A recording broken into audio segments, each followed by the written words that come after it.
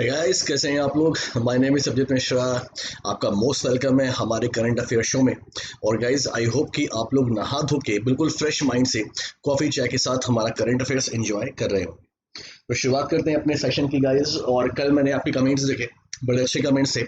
और thank you so much guys for support me.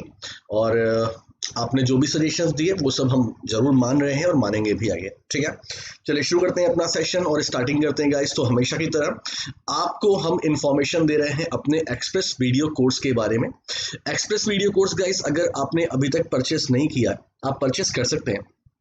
1499 इसका price है। 1500 रुपए में ये कोर्स आपको मिल रहा है, लाइफ टाइम वैलिड है ये कोर्स। इस कोर्स की बात करें गाइस, तो इस कोर्स में मेरा तो पूरा पूरा बैंकिंग अवेयरनेस कोर्स है ही है। साथ ही साथ गाइस, मुझसे बहुत अच्छे जो एजुकेटर हैं, जो मुझसे टॉप लेवल के एजुकेटर हैं, जैसे फॉर एग्जांपल अगर हम बात करें तो हमारे पास यश सर हैं। यश सर बहुत बड़े एजुकेटर हैं मैथमेटिक्स के। तो यश सर का आपको कंप्लीट डीआई का बैच मिल जाएगा इसमें। ठीक, उसके बाद नरेंद्र सर काफ़ी अच्छे एजुकेटर हैं इंग्लिश के, उनका कोर्स मिल जाएगा। मेरा कोर्स मिल जाएगा आपको। इसके अलावा आपको अमित सर कोर्स मिल जाएगा। इसके अलावा आपको मिल जाएगा रोहित सर कोर्स और सचिन मोदी सर का कोर्स। ये सारे कोर्सेज आपको मिलेंगे, लाइफ टाइम वैलिड कोर्स हमारा है। इसमें आपको टेलीग्राम चैनल्स मिलेगा जहां हम आपको ऐड करेंगे, जहां पर हमारे पास अभी राइट नाउ बैंक एम्प्लॉय को हमने हायर किया है। आप उनसे भी सीधे कंसल्ट कर सकते हैं। 1499 में ये पूरा कोर्स आपको मिल रहा है। इस कोर्स को परचेस करने के लिए 3 काम आप कर सकते हैं। या तो आप चले जाएं हमारे डिस्क्रिप्शन में, वहां पर आपको लिंक मिल जाएगा, सीधे आप ये कोर्स परचेस कर लीजिएगा। नहीं तो आप इस कॉन्टैक्ट नंबर पे अपनी सारी क्वेरी कर सकते हैं या इस मेल आईडी से कॉरेस्पॉन्डेंस कर सकते हैं। ठीक है, ये कोर्स के बारे में इंफॉर्मेशन हो गई। चलिए शुरू करते हैं अपना करंट अफेयर्स, लेकिन स्टार्टिंग करेंगे मोटिवेशनल कोट के साथ। और जो हमारा मोटिवेशनल कोट है वो क्या कह रहा है, सुनिए वो ध्यान से। बोला गया है कि motivation is what you get you started, habit is what keep you going। यानी motivation is what get you started. Guys, motivation का मतलब, मोटिवेशन आपको मिलता है तो आप उस काम को स्टार्ट करते हो, लेकिन आपको ये अपने हैबिट में लाना पड़ेगा। आपको डेली मोटिवेशन की जरूरत पड़ती है, ठीक है, लेकिन गाइस एक बात समझिए ना कि मोटिवेशन से ही काम नहीं चलेगा। आप इसे अपने हैबिट में लाएंगे, कॉन्टिन्यूअस रहेंगे, हमेशा मोटिवेट रहेंगे, तो आपको डेली मोटिवेशन की जरूरत नहीं पड़ेगी।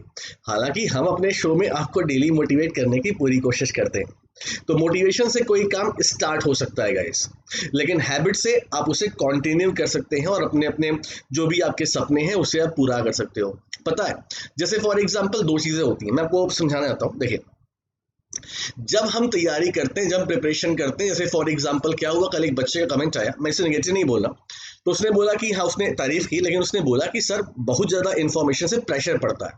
तो एग्जैक्टली में गाइस क्या होता है कि जब आप तैयारी करते हैं ना, तो आपका एटीट्यूड ये होना चाहिए, हम कितना पढ़ लें। गाइस, हो सकता हो कि कल मैंने गुजरात की आपको स्टडी पॉइंट बताया, हो सकता हो उसकी लेख आपके एग्जाम में आ जाए, तो है ना, आती भी एग्जाम में। तो आपका एटीट्यूड ये होना चाहिए कितना हम पढ़ लें। क्योंकि मैं अभी आपने देखा कि मुझे थोड़ा नाराजगी भी हुई थी।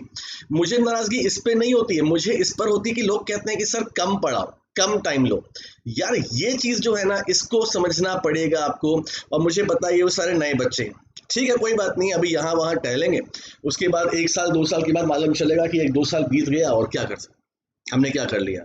तो प्लीज गाइस, ज्यादा पढ़िए। आप प्रिपरेशन कर रहे हैं, आप प्रिपरेशन कर रहे हैं ना बेटा, तो अपनी तैयारियां पूरी करिए। चलिए आगे बढ़ते हैं और स्टार्ट करते हैं अपने करंट अफेयर्स के पहले न्यूज के साथ, जो कि रिपोर्ट और इंडिसेस पर है। 3 दिन से लगातार, आज तीसरा दिन है जो हम लोग स्टार्टिंग कर रहे हैं रिपोर्ट और इंडिसेस से। और यहाँ पर WHO की एक रिपोर्ट आई है, रिपोर्ट का नाम है ग्लोबल न्यूट्रिशन रिपोर्ट 2020। एक क्वेश्चन, अच्छा करंट अफेयर्स पढ़ने का, याद करने का एक ट्रिक सुन लो। देखो, जब भी कोई न्यूज पढ़ो तो उस पर कैसे क्वेश्चन एग्जाम में बन सकते हैं उसको अपने माइंड में बना लो, करंट अफेयर्स प्रिपेयर अपने आप हो जाएगा। जैसे फॉर एग्जांपल एग्जाम में क्वेश्चन आएंगे, ग्लोबल न्यूट्रिशन रिपोर्ट कौन पब्लिश करता है, कौन रिलीज करता है, WHO करेगी, है ना। तो आइए इस रिपोर्ट में क्या है उसके बारे में बात करते हैं। देखिए, तो WHO की बात करेगा, इन्होंने ग्लोबल न्यूट्रिशन रिपोर्ट पब्लिश की है। इस रिपोर्ट में क्या बताया गया है, इसमें बताया गया है कि इंडिया 88 देशों में से एक देश है। ये सारे देश अपना ग्लोबल न्यूट्रिशन टारगेट जो है पूरा नहीं कर पाएंगे 2025 तक। मतलब इंडिया के साथ साथ 87 कंट्रीज और थी, मतलब टोटल 88 कंट्री, जिन्होंने 2025 में ग्लोबल न्यूट्रिशन टारगेट पूरा करने का संकल्प लिया था, लेकिन ड्यू टू कोविड-19 पैंडेमिक अब ये नहीं हो पाएगा। तो सबसे पहले हमको ये समझना पड़ेगा कि ग्लोबल न्यूट्रिशन टारगेट है क्या। लेकिन उसके पहले क्वेश्चन कि ग्लोबल न्यूट्रिशन रिपोर्ट कौन पब्लिश करता है? WHO। ग्लोबल न्यूट्रिशन टारगेट किस ईयर के लिए था? 2025 के लिए। कितने कंट्री इसे पूरा नहीं कर पाए? 88 कंट्री, 88 में इंडिया इंक्लूडेड है, ठीक है। अच्छा, अब देखो ये टारगेट जो है बेटा 2012 बनाया गया था। मुझे याद है लास्ट ईयर 2019 में आपके एग्जाम में क्वेश्चन आ गया था कि ग्लोबल न्यूट्रिशन टारगेट में इसमें से कौन सा ऑप्शन नहीं है। आइए देखिए, तो पहला टारगेट क्या है? To reduce anaemia. एनीमिया होती है बीमारी, एनीमिया 50%, 50% एनीमिया बीमारी को रोकना था। To reduce stunting in under 5 children by 40%, तो बेसिकली जो कुपोषण है उसे 5 साल के बच्चों में 40% कम करना था। अंडरवेट बर्थ जो है उसको 30% कम करना था, और चाइल्डहुड वेस्टिंग जो है, जो मतलब वो less than 5%, to reduce childhood wasting to less than 5%, तो ये जो चाइल्ड वेस्टिंग है वो 5% तक कम करना था।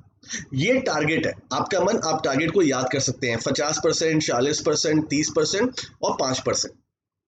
लेकिन WHO ने क्या बोला कि टोटल 88 कंट्रीज 2025 तक अपना टारगेट पूरा नहीं कर पाएंगे, ठीक है। आगे बढ़ते हैं, देखिए, तो what are the global nutrition target, वो तो हमको मालूम चल ही गया है। इसके अलावा रिपोर्ट में और क्या क्या बोला गया? रिपोर्ट में बोला गया कि मतलब WHO ने गवर्नमेंट से कहा है कि to focus on the malnutrition as कोविड-19 is threatening food system and health, मतलब कि कोविड-19 जो है वो स्वास्थ्य और सुरक्षा खाद्य प्रणाली के लिए खतरा है, ठीक है। तो ये भावनाओं को समझने वाली बात है, इतना कोई इंपॉर्टेंट नहीं है।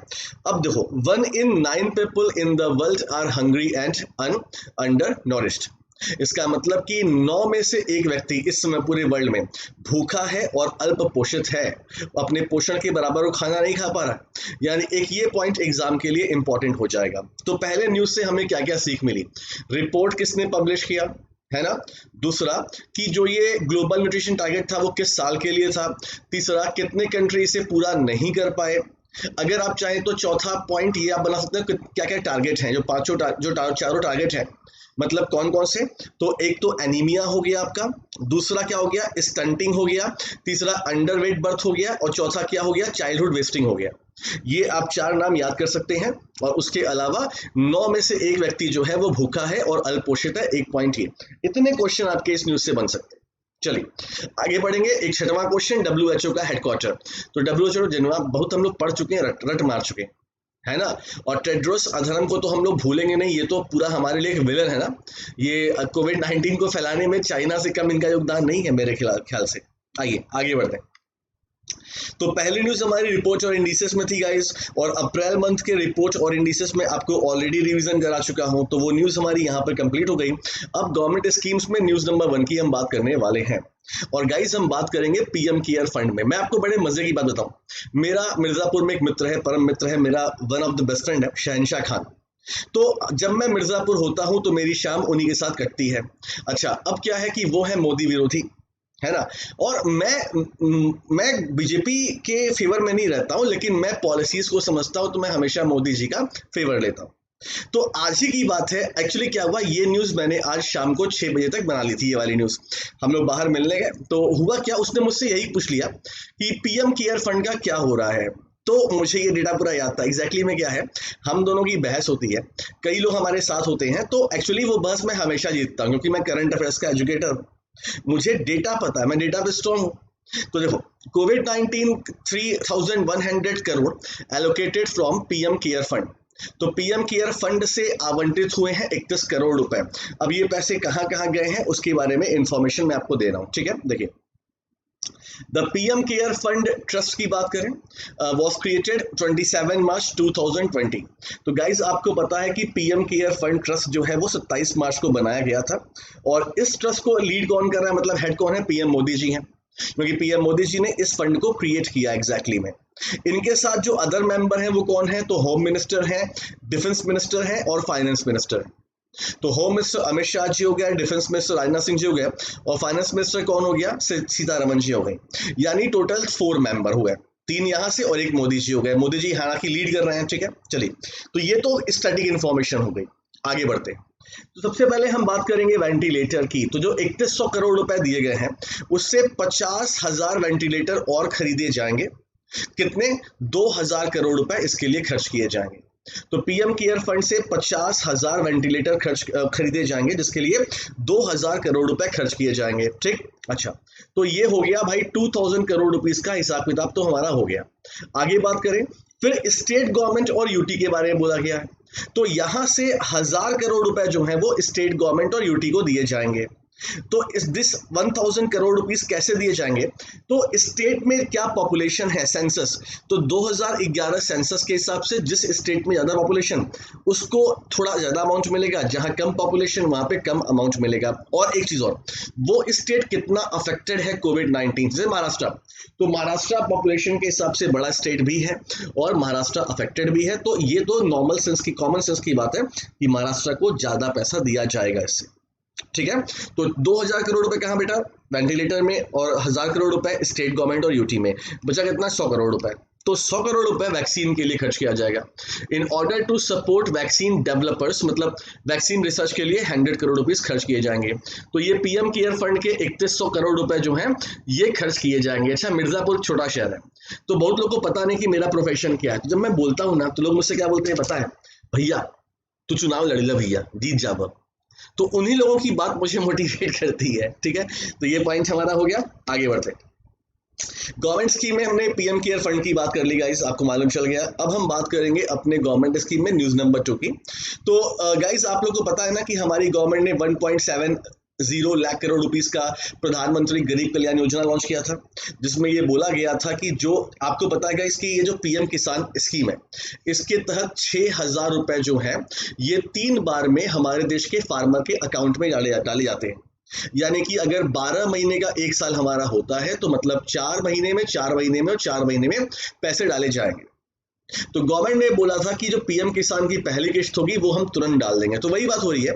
तो अभी हमारे एग्रीकल्चर मिनिस्टर ने नोटिफाई कराया, मतलब बताया कि 18,570 करोड़ रुपए जो है, जो किश्त थी, ये डाल दी गई है किसानों के अकाउंट में। ये पूरा 6000 डाला गया है, 2000 रुपए डाले गए हैं किसानों में। तो ये देख लीजिएगा, ये भी समझ लीजिएगा। ये सब पढ़ने की बात नहीं है, समझने वाली बात होती है, ठीक है। आइए, तो एग्रीकल्चर मिनिस्ट्री ने हमें इंफॉर्मेशन दी है कि 18,517 करोड़ रुपीस जो है वो पीएम किसान स्कीम के तहत किसानों के अकाउंट में डाले गए हैं। देखो, ये डेटा पर कभी अपना ध्यान मत दिया करो, ये डेटा तुम्हारे एग्जाम में पूछा नहीं जाता, ठीक। और यार मैं तुमको बताऊं, ये जो कोविड-19 चल रहा है ना, कोविड-19, तो कोविड-19 में बहुत अनाप शनाप न्यूज है, इतना एग्जाम में नहीं आता है। अब गाइस जैसे इसी की बात कर लिए हम लोग, 18,500, ये याद रखना मुश्किल है थोड़ा सा, लेकिन बार बार आप रिवीजन करते रहेंगे तो चीजें क्लियर रहेंगी, ठीक है। आगे बढ़े। अब ये पीएम किसान स्कीम क्या है? तो इस स्कीम को 24 फरवरी 2019 को प्रधानमंत्री जी ने रिलीज किया था। अब आप बोल सकते हैं कि सर आप ये क्यों पढ़ा रहे हो? तो याद रखना गाइस, तुम कोई भी एग्जाम दे दो, किसी भी एग्जाम में चले जाओ, 2014 के बाद बेटा जितनी भी स्कीम बनी है ना उसको हल्के में मत लेना। एक नंबर तुम्हारे एग्जाम में जरूर आएगा, चाहे प्रधानमंत्री जनधन योजना हो और चाहे अभी का प्रधानमंत्री गरीब कल्याण योजना हो। हर स्कीम से क्वेश्चन बन सकता है, याद रखना। तो किसी भी स्कीम को हल्के में मत लिया करो, ये मेरा अपना एक्सपीरियंस है, ठीक है। चलो, तो आपको पता है कि इस स्कीम में 6000 रुपए पर ईयर दिए जाते हैं, 3 इंस्टॉलमेंट में, 2-2000 के हिसाब से, ठीक है। एक इंफॉर्मेशन याद रखनी है और एक information, the annual expenditure estimated to implement the scheme is rupees 75,000 crore rupees. तो पीएम किसान स्कीम जो है इसका एनुअल जो खर्चा है वो गवर्नमेंट को 75,000 करोड़ रुपीस पड़ता है, याद रखना इसको भी, ठीक है। गाइस एक इंफॉर्मेशन मैं आपको और दे दूं, कल मैंने निर्मला सीतारमण जी का जो स्कीम आई थी ना, जो हमारी जिसपे 20 लाख करोड़ रुपए खर्च किए जाएंगे, उसका पहला पार्ट पढ़ा दिया था। दूसरे पार्ट की वीडियो मैं आपको आज दे दूंगा। हालांकि कल रात में ही मैंने रिकॉर्ड कर लिया था, लेकिन इतना बुरा इंटरनेट है ना गाइस कि मतलब वो वीडियो जा ही नहीं रहा था, तो इसलिए थोड़ा टाइम लगा। जैसे अभी बात कर लो, सुबह के 3 बज रहे हैं, तो सुबह के 3 बज रहे हैं, तो ये करंट अफेयर्स मैं शूट कर रहा हूँ, अभी मैं इसको अपलोड करूंगा। अपलोड होने में कितना टाइम लगता है देखो पता नहीं है ना। चलो आगे बढ़ते हैं। स्कीम हो गई। अब स्पोर्ट्स की बात करते हैं। स्पोर्ट्स की बात करें गाइस, तो स्पोर्ट्स में हमारे सामने एक न्यूज है, किसका? हॉकी इंडिया का। तो हॉकी इंडिया ने इंफॉर्मेशन दी है कि महाराष्ट्र और उत्तर प्रदेश होस्ट करेंगे national hockey championship. National hockey championship Maharashtra और यूपी होस्ट करेंगे। हालांकि और भी स्टेट होस्ट करेंगे, मैं आपको पूरी इंफॉर्मेशन दिखाता हूं तो समझ जाएंगे आप। तो हॉकी इंडिया ने फाइनलाइज कर दिया है कि main and women national hockey championship कहां कहां होस्ट किया जाएगा। कहां कहां वो देख लीजिए। तो हॉकी की बात करें तो हॉकी महाराष्ट्र जो है वो होस्ट करेगा 11वां एडिशन। अब देखो एडिशन को याद रखना हमेशा, 11वां edition hockey India senior man national championship, यानी पुरुषों का जो national championship hockey national championship होगी वो महाराष्ट्र होस्ट करेगा, ठीक है, 2021 में करेगा। और उत्तर प्रदेश 11वां एडिशन वुमेन का होस्ट करेगा। मतलब ये जो देखो चैंपियनशिप की बात करें बेटा तो ये 11वीं हॉकी नेशनल चैंपियनशिप है, ठीक है, 11वां एडिशन हॉकी नेशनल चैंपियनशिप। ठीक, पुरुष का कौन करेगा, मेल का करेगा Maharashtra, M square Maharashtra male, ठीक, और वुमेन का यूपी, ठीक, वुमेन का यूपी। 11th एडिशन है, याद रखना, ठीक, एक पॉइंट ये हो गया। आगे बढ़े, the 11th hockey India junior men national championship 21 और 11th hockey India sub junior main. मतलब अभी मेल की बात हो रही है, तो मनुष्य मेल फीमेल सब मनुष्य ही, मतलब सब इंसानी है ना। तो 11वां edition hockey India junior men national championship और India sub junior men national championship ये हरियाणा होस्ट करेगा। मतलब मेल का जूनियर चैंपियनशिप और मेल का ही सब जूनियर चैंपियनशिप ये हरियाणा होस्ट करेगा। और जूनियर वुमेन एंड जूनियर सब वुमेन इन्हें झारखंड होस्ट करेगा, ठीक है, याद रखना। तो जूनियर कैटेगरी में अगर हम आ गए तो जूनियर में चाहे जूनियर हो चाहे सब जूनियर हो, मेल करेगा कौन, हरियाणा, और फीमेल करेगा कौन, झारखंड। तो याद कर लीजिएगा ये भी, ठीक। आइए हॉकी इंडिया की बात करते हैं। तो हॉकी इंडिया के प्रेसिडेंट इसमें मिस्टर मोहम्मद मुश्ताक अहमद जी हैं, हेडक्वार्टर दिल्ली में है। और चेयरपर्सन कौन है, मिस्टर जयदीप यादव हैं। तो जयदीप यादव, मुश्ताक अहमद जी और दिल्ली, ये पॉइंट आपको लर्न करने हैं, ठीक। आगे बढ़े, अपॉइंटमेंट की बात करें तो हालांकि ये अपॉइंटमेंट कम स्पोर्ट्स का पॉइंट है पूरा हमारा। तो पाकिस्तान क्रिकेट बोर्ड ने वनडे इंटरनेशनल के लिए कैप्टन चुन लिया है बाबर आजम को। हालांकि बाबर आजम T20 के पहले से ही कैप्टन थे, अब वनडे इंटरनेशनल कैप्टन हो गए हैं। अच्छा, ये कौन है भाई, मतलब व्हाइट ड्रेस से मालूम चल रहा है कि ये टेस्ट टीम का कैप्टन है। बॉयज बता देंगे, गर्ल्स का मुझे थोड़ा सा लगता है कि नहीं बता पाएंगी। गर्ल्स मतलब करें क्या, मतलब अब लॉकडाउन है तो सीरियल इतने सारे रिपीटेड हो रहे हैं कि मतलब देखा जा रहा है, अपना लड़कियां खुश हैं, खाना वाना बना रही हैं। चलो देख लेते हैं तो इसका आंसर क्या होगा। तो पाकिस्तान क्रिकेट बोर्ड की बात करें तो इन्होंने अनाउंस किया है बाबर आजम जो कैप्टन बनेंगे ODI इंटरनेशनल के। अब क्या लिखा है, confirming his role skipper in both white ball. तो गाइस आपको इतना तो पता है ना कि व्हाइट बॉल जो होता है वो T20 और ODI में होता है, जबकि टेस्ट में जो होता है बेटा वो रेड बॉल से होता है ना, लाल गेंद होती है। तो बोथ व्हाइट का मतलब T20 और वनडे इंटरनेशनल, ठीक। और इसके बाद अगर हम बात करें टेस्ट की तो अजहर अली जो है पाकिस्तान के टेस्ट टीम के कैप्टन रहेंगे। तो एक इंफॉर्मेशन हमने आपको ये दे दी। चलिए आगे बढ़ते हैं गाइस और अब बात करते हैं स्टेट गवर्नमेंट की न्यूज पर, स्टेट की न्यूज पर। और यहां पर हम बात करेंगे उत्तर प्रदेश सरकार की। उत्तर प्रदेश सरकार ने डिसाइड किया है to give 50% subsidy on PPE kits. अब पीपी का मतलब गाइस जो डॉक्टर लोग नहीं पूरी किट पहने होते हैं, मतलब अगर एक डॉक्टर साहब हैं तो आजकल नहीं वो पूरी एक किट पहनते हैं ना, पूरी ऊपर से नीचे तक मास्क होता है, पूरी किट होती है, उसकी बात हो रही है। तो उत्तर प्रदेश गवर्नमेंट ने डिसाइड किया है क्योंकि 50% सब्सिडी, मतलब अगर कोई हॉस्पिटल चाहे प्राइवेट ही क्यों ना हो, अगर वो PPE किट मंगाता है, मान लीजिए कि 10 लाख रुपए का उसने किट मंगाया, तो 50% उसका पैसा स्टेट गवर्नमेंट पे करेगी। लेकिन उसके पीछे कंडीशन है। कंडीशन क्या है वो मैं आपको यहाँ पे दिखाता हूँ। तो उत्तर प्रदेश सरकार ने डिसाइड किया है 50% सब्सिडी ऑन PPE किट, लेकिन उन नर्सिंग होम के लिए जो कि रजिस्टर्ड है हॉस्पिटल, मतलब नर्सिंग होम और रजिस्टर्ड हॉस्पिटल उनके लिए, who will provide treatment to the patient on the rate decided under Ayushman Bharat scheme. सबसे पहले देखिए इसको समझिएगा, जब कोविड-19 का ये बीमारी शुरू हुआ तो भारत सरकार ने क्या बोला, भारत सरकार ने इसको आयुष्मान भारत स्कीम में लेकर आए और हमारे देश के सरकारी as well as private hospital से एक रेट डिसाइड कर दिया कि इस रेट के तहत आपको इलाज करना चाहिए। हालांकि ये वॉलंटरी था। तो यही बोला जा रहा है कि ऐसे हॉस्पिटल भले वो प्राइवेट क्यों ना, अगर उन्होंने आयुष्मान भारत स्कीम के तहत जो रेट डिसाइड किया गया है उस दर पर, उस रेट पर अगर अपने पेशेंट का ये इलाज कर रहा है, तो अगर वो कोई पीपीई किट खरीदते हैं तो उस पर 50% का सब्सिडी उत्तर प्रदेश सरकार देगी।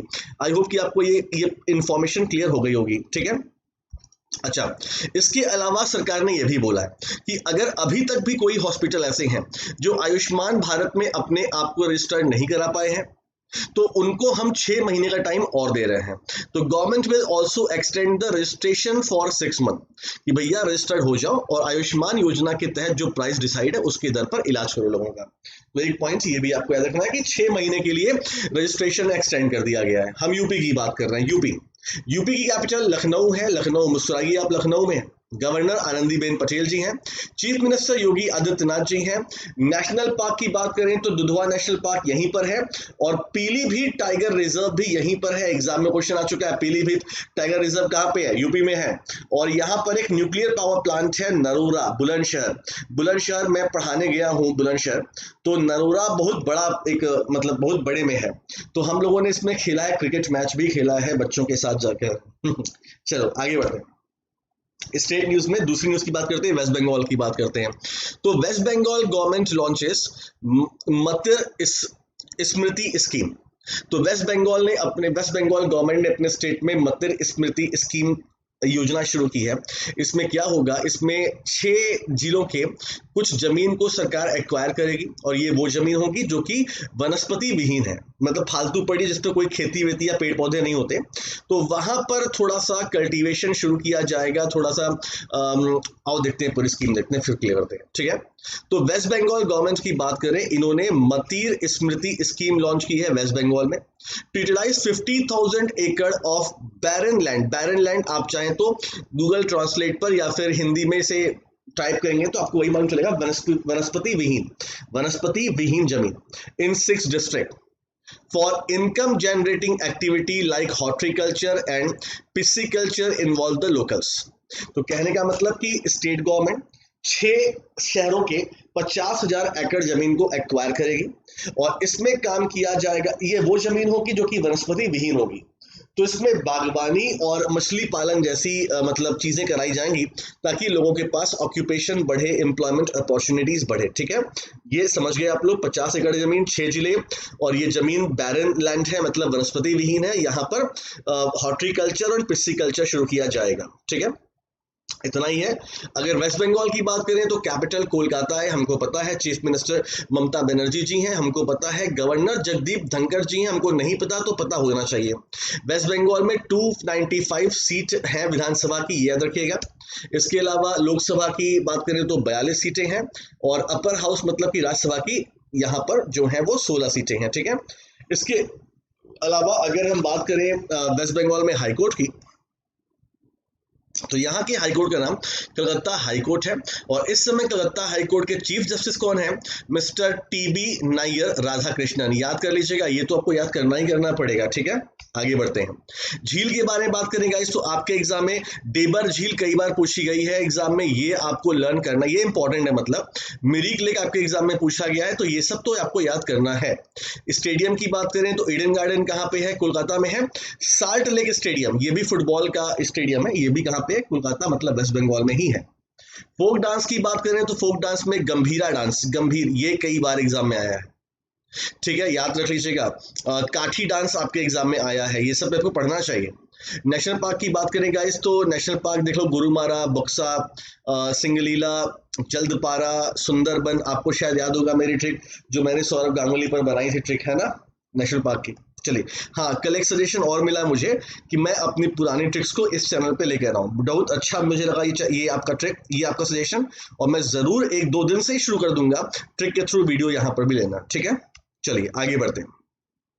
अब बात करेंगे इंटरनेशनल अफेयर्स की। ये इंटरनेशनल अफेयर्स कम साइंस और टेक्नोलॉजी की न्यूज है और यहाँ पर हम इटली की बात कर रहे हैं। तो गाइज आपको पता है कि इटली में भी फेज वाइज लॉकडाउन खोला जा रहा है। तो Italy develop I feel you नाम का एक ब्रेसलेट फॉर सोशल डिस्टेंसिंग। तो इटली में, इटली का जो एक इंस्टीट्यूट है इंजीनियरिंग का, नाम है इटालियन इंस्टीट्यूट ऑफ टेक्नोलॉजी। इसने आई फील यू नाम का एक ब्रेसलेट डिजाइन किया है। जो कि सोशल डिस्टेंसिंग रूल के लिए आपको रिमाइंड कराएगा। एग्जैक्टली में इसमें सबसे अच्छी बात क्या है कि इसमें कोई जीपीएस हो, ये सब अब क्या है, ये सब केवल भावनाओं को समझने वाली बात है कि ब्रेसलेट जो है वो कोरोना वायरस लॉकडाउन में आपकी सुरक्षा करेगा। मतलब क्या है, देखो एग्जैक्टली में क्या है, इसमें कोई जीपीएस ट्रैकिंग मशीन नहीं लगी है।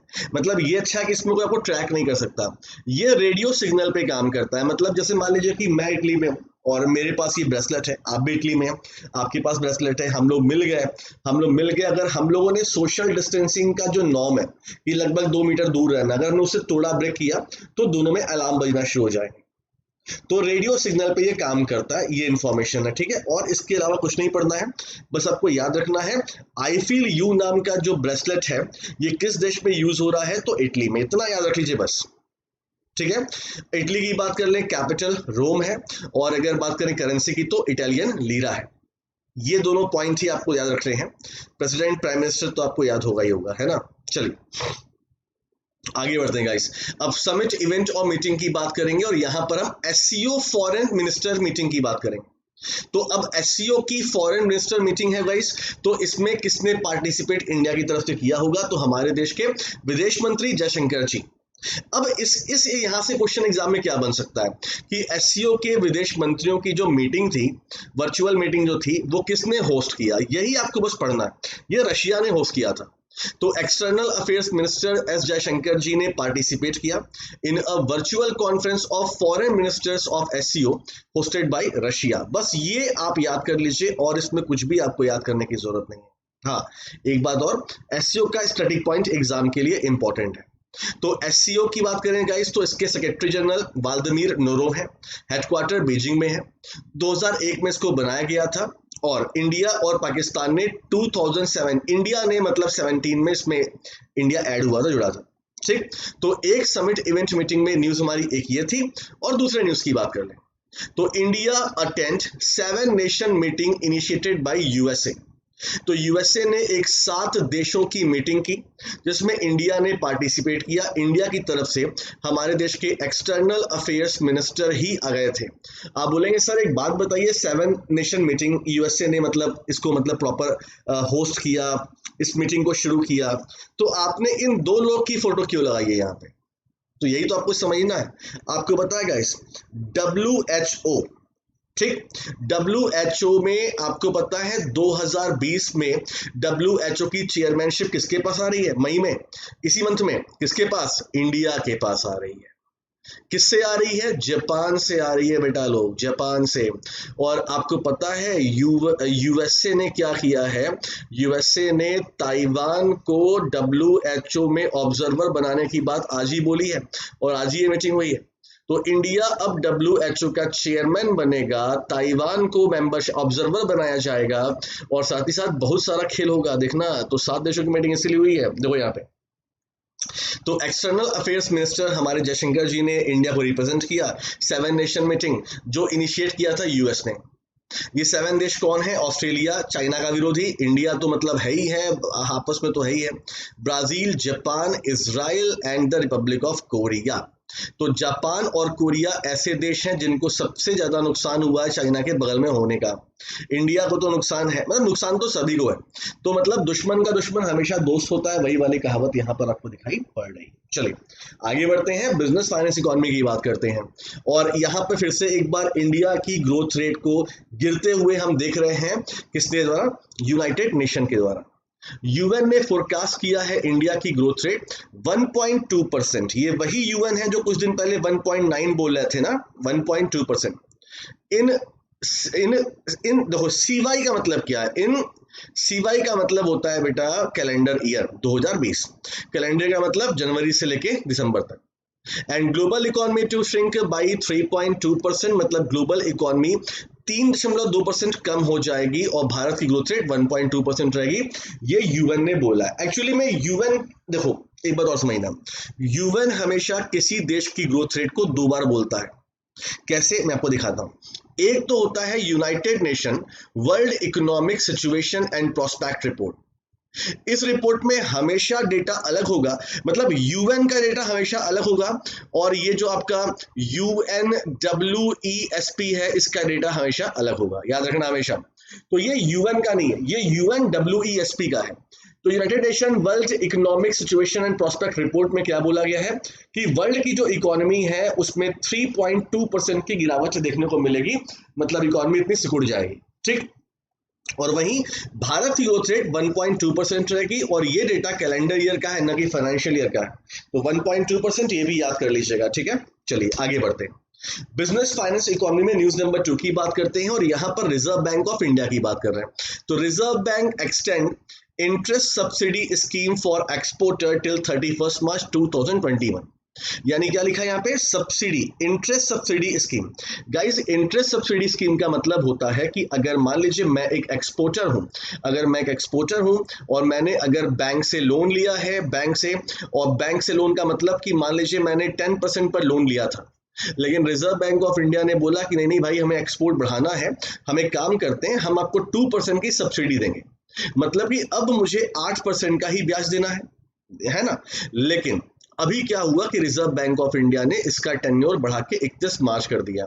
यानी ऐसे एक्सपोर्टर जिन्होंने इस स्कीम के तहत लोन लिया था, अब उनको मार्च 2021 तक 8% का ब्याज देना है। मतलब कि रिजर्व बैंक ऑफ इंडिया ने ये जो इंटरेस्ट सब्सिडी स्कीम है इसको बढ़ा दिया है 31 मार्च 2021 तक। देखिए, तो रिजर्व बैंक ऑफ इंडिया ने बढ़ा दिया है the interest subsidy period by 1 year to 31 March 2021।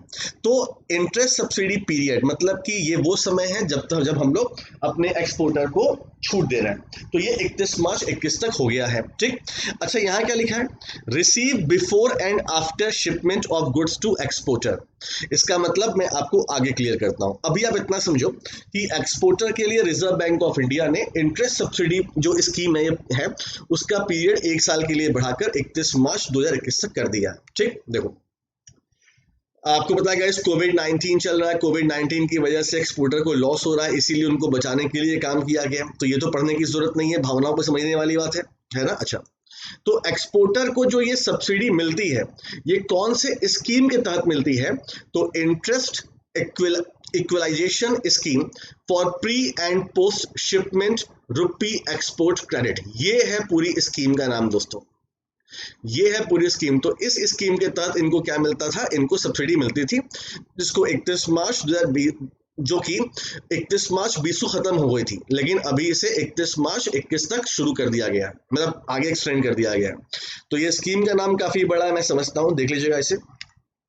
अच्छा, तो about interest equalization scheme for pre and post shipment rupee export credit. तो ये जो स्कीम है ये गवर्नमेंट ऑफ इंडिया ने 2018 में शुरू किया था, और ये ऑल एक्सपोर्ट पर अप्लाई होता है, all export to the MSME sector and 416 tariff lines. इसका मतलब सिंपल सा है कि मतलब कि 416 तरह के एक्सपोर्ट वाले चीजों पर जो MSME है उनको ये छूट दी जाती है, ठीक है। तो ये आपको हमने इंफॉर्मेशन दे दी। आगे बढ़ते हैं और बिजनेस फाइनेंस में आपको तीसरे न्यूज पे लेके चलते हैं, और ये हम बात कर रहे हैं फेडरल बैंक की। तो फेडरल बैंक और मनीग्राम ने आपस में टाई अप कर लिया है for direct to bank deposit in India. देखिए, मनीग्राम इसका हेडक्वार्टर यूएस में, फेडरल बैंक ये हमारे इंडिया का बैंक है, कोच्चि में, केरला में इसका हेडक्वार्टर है। तो ये एग्रीमेंट क्यों हुआ गाइस, जैसे क्या होता है, मान लो यूएस में कोई बंदा है और हम इंडिया में, मान लो हमारे घर का कोई बच्चा जो है वो यूएस में पढ़ने के लिए गया, तो अभी क्या कोविड-19 चल रहा है, सब लोग परेशान रहते हैं, तो अब इंडिया से हो सकता हो कि हम उसके अकाउंट में कुछ पैसे भेज रहे हो। तो जब हम इंटरनेशनली ट्रांजैक्शन करेंगे तो हमें ट्रांजैक्शन चार्जेस देने पड़ेंगे। तो इस चार्जेस को कम करने के लिए फेडरल बैंक और मनीग्राम के बीच में एग्रीमेंट हुआ। तो अगर आप फेडरल बैंक में अपना अकाउंट खुलवाते हो या पहले से ही कस्टमर हो, तो अगर आप फेडरल बैंक के थ्रू पैसा भेजोगे ना, तो अब आपको ट्रांजैक्शन चार्जेस कम देने पड़ेंगे। ये वही चीज है, देख लीजिए।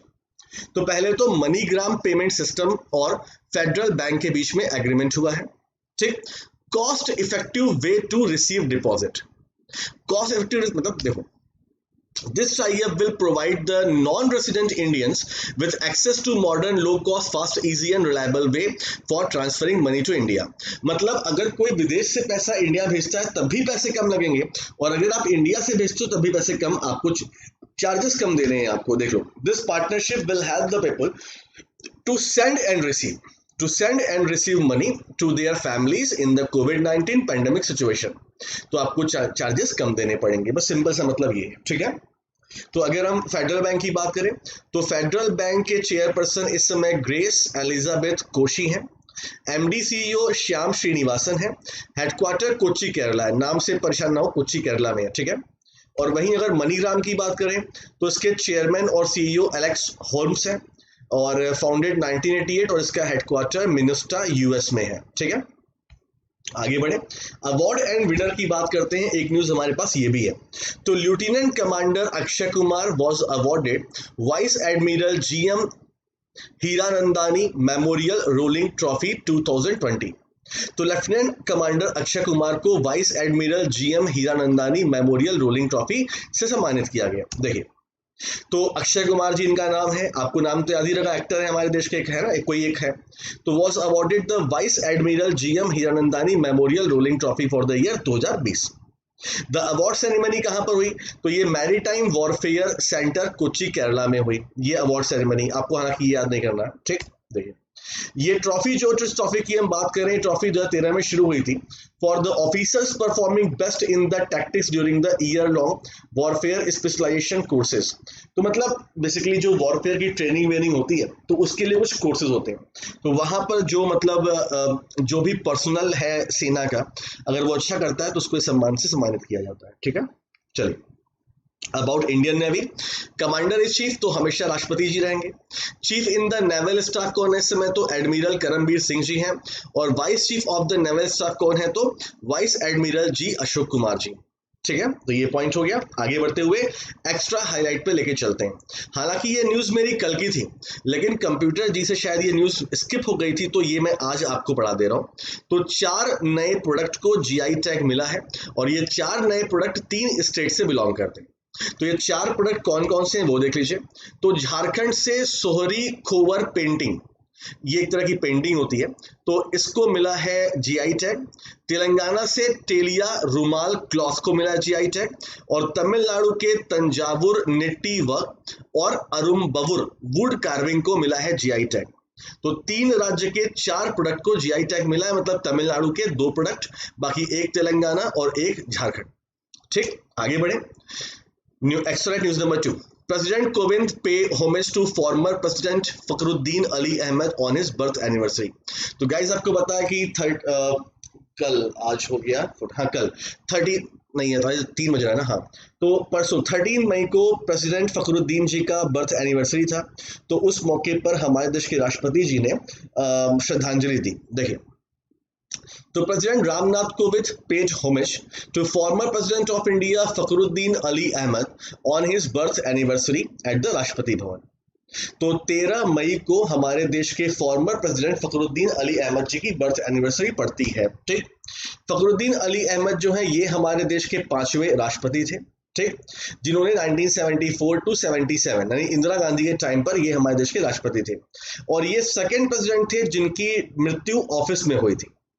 पहले कौन थे वो भी हम बताएंगे आपको, ठीक है। देखिए, तो फखरुद्दीन जी की बात करें तो बेसिकली ये इंदिरा गांधी के टाइम पर राष्ट्रपति बने थे और ये सेकंड मुस्लिम राष्ट्रपति थे।